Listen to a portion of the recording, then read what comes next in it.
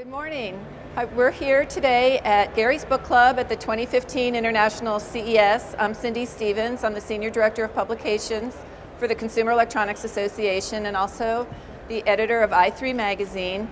We are here today to talk business strategy with Patrick Stroh.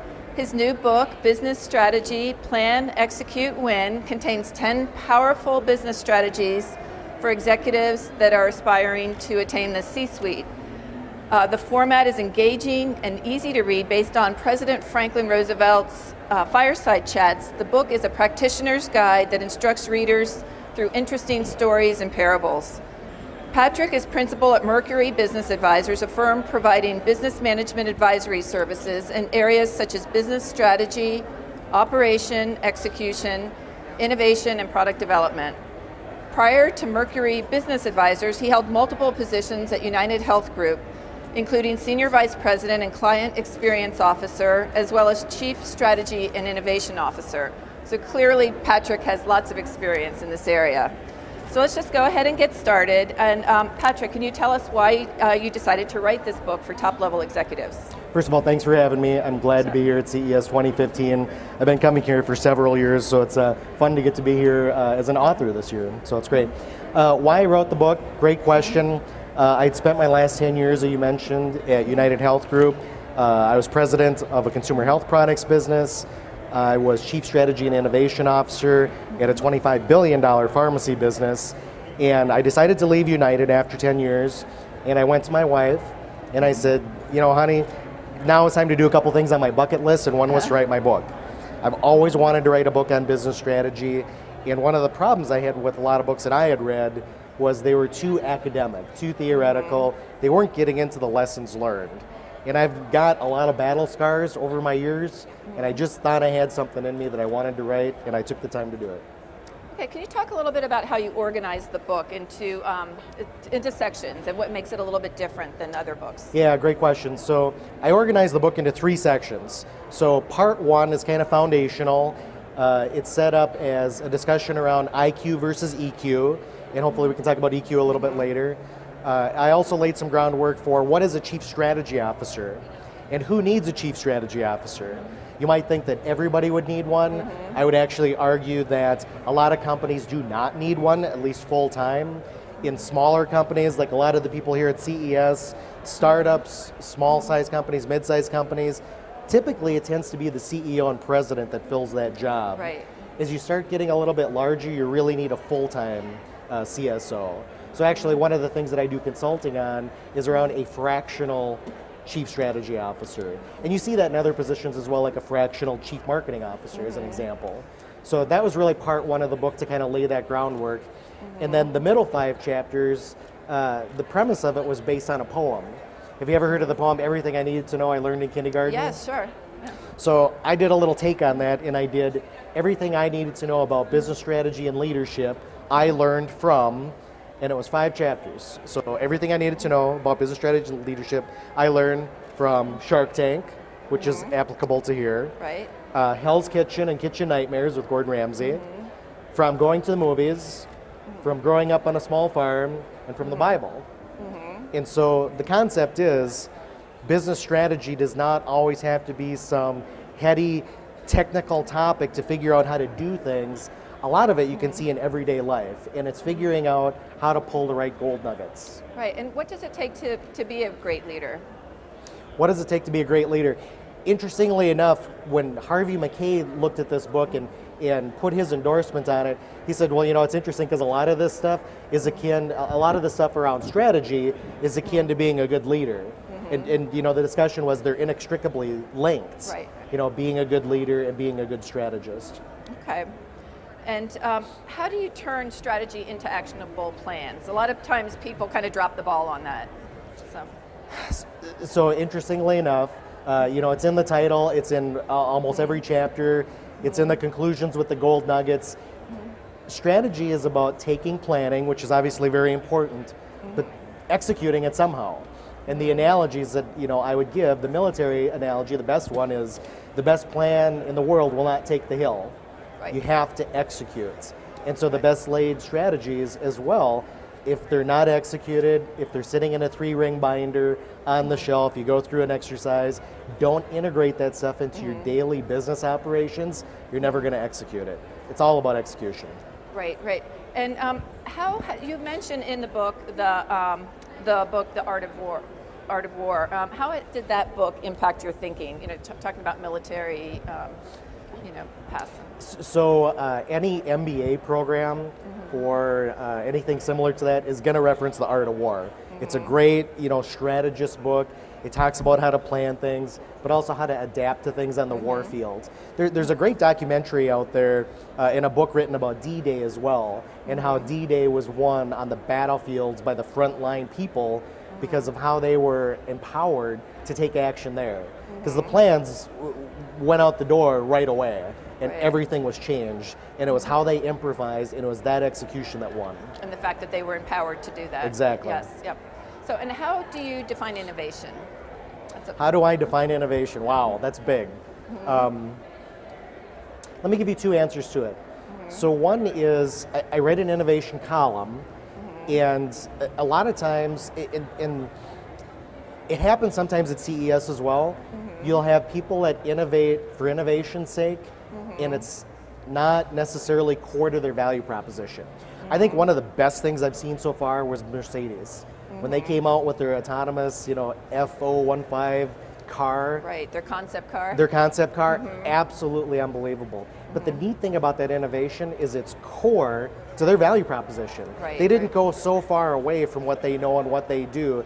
They looked, and Ford, that was another good keynote speech, where they looked at their basic value proposition and said, how can we make the world better in our space? And even stretch beyond our space, but not go so far from it. So I think really good innovation is looking at your core value proposition, looking at what your customers need, and innovating around that. And then how do you encourage that innovation within a company, like to empower your employees?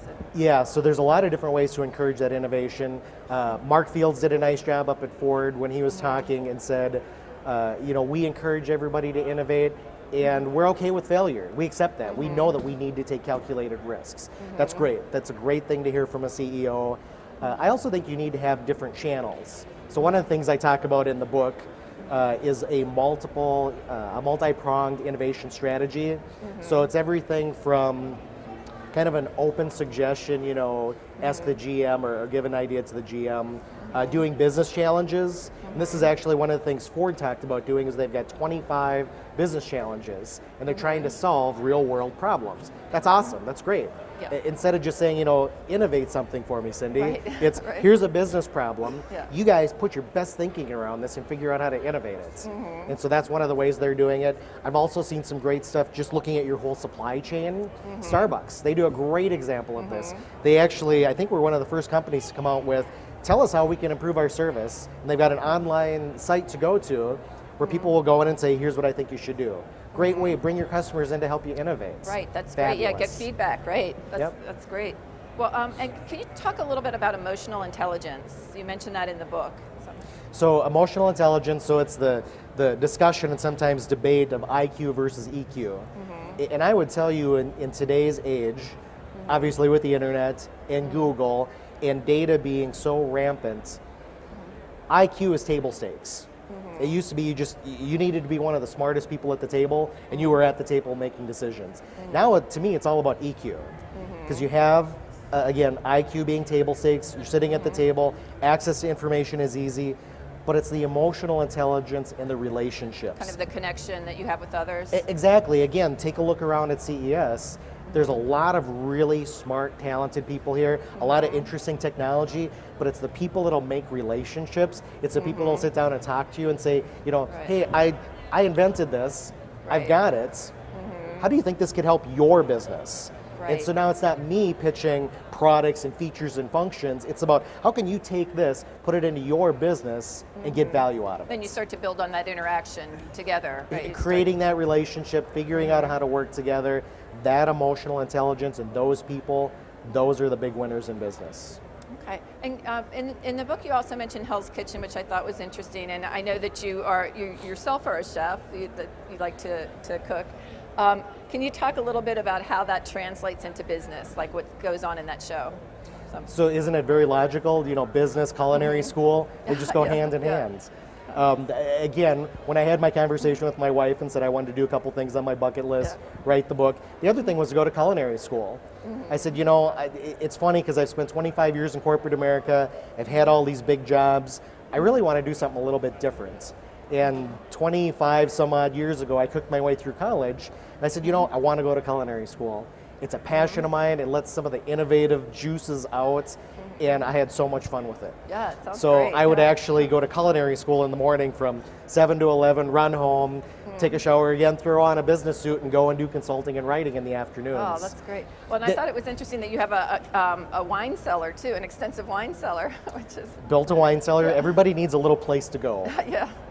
But the interesting thing, you know, one of the things I talked about in the book, the chapter on Hell's Kitchen and Kitchen Nightmares, Gordon Ramsay, like him or hate him, is really interesting because it's the essence of the CEO being between the frontline troops and his customer.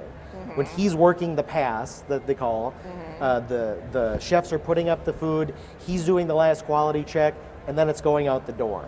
Right. And so there again, it's all about game day execution.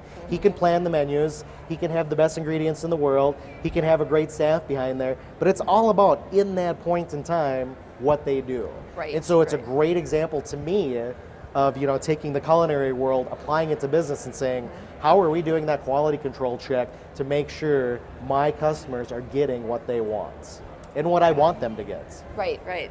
Well, also in the book, you reference a lot of movies and TV shows and sort of like popular references. And one of the ones that you mentioned was A Knight's Tale. And the question that you have in there is like, how do you change your stars? That references the movie, and you know, how do you have a totally different way of thinking? You know, how do you change that? It's a good question. So Heath Ledger, I think, is the young boy. Yes. He asks his dad, you know, can a man really change his stars? And that's the premise of the movie, and he does change his stars. To me, it's about passion and following your dream. And that's not always easy. And I would tell you just my own personal example, you know, after spending 25 years in corporate America, and I continue to consult there, but, you know, changing my stars a bit, you know, sitting down, writing the book, going to culinary school, following some passions, doing that, it takes a little bit of guts to do that. Right. Yeah. And you've got to be comfortable in your own skin. You got to be able to look yourself in the mirror and say, I've done what I want to in life. And so I think to change your stars, you got to be a risk taker, and you got to be a little gutsy. And does And that you got to kind have of- a little luck. Right, that too, right, yeah. Does that kind of give you the chance to refresh to your way of thinking by doing something different? You know, Absolutely. It's really funny because some of the executive coaching that I do now, I'll talk to people and they always want to talk food first. They'll look at a LinkedIn profile or they'll see some bio or something and they'll say, well, I see you're a chef. Tell me a little bit about that. And we talk about the fact that it's so very different when I do, you know, those types of activities. It allows the creativity, it allows the innovation, but it's something totally out of my normal world. And getting that interaction and that instant contact with people to see what they like and what they don't like, it's a lot of fun. But actually, I think it makes me a better consultant and a better writer. Yep. I'm sure that's true. Also, now that we're here at CES, what is the role of technology in planning strategy? How can executives use that better? Good question. I go back, I think, a little bit to what I was talking about earlier, that sometimes technology, it can be tech for tech's sake, and you've got to figure out a way to take that technology, make your core value proposition better, and again, make it something that your customers want. You know, one of the really neat things about the Mercedes concept car was they showed that, yeah, there's a lot of features on the inside, but there was literally no buttons. Right. I mean, I think of other car manufacturers today when you're buying a non-concept car, you need 30 minutes of instructions to figure out all the buttons and how to operate that vehicle. I mean, literally, there's car manufacturers out there that have 30-minute programs to sit down and do this with you. Right, yeah. To actually simplify it, that the technology is so good that you don't need training, that's impressive. Okay. And I think about things like an Apple iPad. When you see a little 5-year-old girl running around, you know, flipping through and doing stuff, that's good technology. Okay. And another thing that you mentioned in the book are balanced scorecards. Can you tell us a little bit about what those are? So balanced scorecards go all the way back to the early 80s. It was Kaplan and Norton, two Harvard professors, that came up with an idea of there's no one good metric to measure innovation or to measure any kind of business results. And so you actually need a balanced scorecard approach, a series of metrics, and so forth. That's a whole other interview and conversation. Having said that, I think that's key to run a business, but one of the things that I'm actually working on in conjunction with Kaplan and Norton and a company they founded called Palladium, with the Institute of Management Accountants, and then with my consulting practice, we're looking to create something called the Innovation Index. And what the Innovation Index is going to do is it's going to look at a basket of metrics of how every company can measure innovation. And the idea would be if every company can use the same metric or the same conglomerate of metrics, if you will, we can measure innovation across companies, across industries, across countries, across multiple demographics. Wow, that'd be fabulous. It would be fabulous. And again, while it's not like calculated earnings per share, it's not an exact, 3 decimal point number, it's directional correctness. It's, this company is operating in a 7, this company is operating at an 8, and you start to get a relative feeling for how innovative a company is, and again, how you're doing within your own space. Right. Well, I know it's time we need to start to wrap up, but is there any one takeaway that you would like people to know about your book? Any one takeaway from the book? So we talked about the 3 parts to the book. Yes. So the foundational, the everything I needed to know chapters, and then the closing. I like to tell people when I give them a book to go through, start at a fun chapter. Take one of those middle chapters and start it, have a little fun with it. The mantra of the book was geared around entertaining to educate. If you're not going to be interested in it and you can't keep on turning the pages, you're not going to finish it. Yeah, you have great stories in the book. Thanks. I definitely enjoyed it. So I'd say pick it up, find a chapter that interests you, get started with that, then go back and pay attention to the gold nuggets. Because at the end of the day, I've written this such that people can get 1 or 2 gold nuggets out of it.